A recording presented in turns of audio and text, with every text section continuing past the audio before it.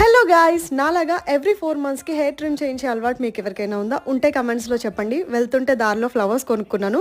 From past 7 to 8 years నుంచి నేను hair cut కానివ్వండి, keratin or any of the hair styling treatments నేను హనంకొండలో ఉన్న కే బ్యూటీ సెలూన్లోకి చేయించుకుంటాను. So Warangal and Hanamkonda people వెళ్ళి హ్యాపీగా హెయిర్ స్టైలింగ్ చేయించుకోవచ్చు.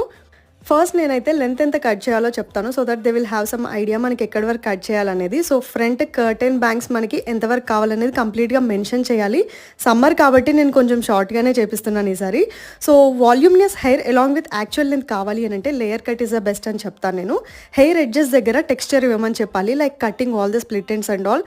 So ask your hair stylist that back side length తగ్గించకుండా క్రౌన్ ఏరియా దగ్గర ఎక్కువ లేయర్స్గా కట్ చేపిస్తే it will look more volume.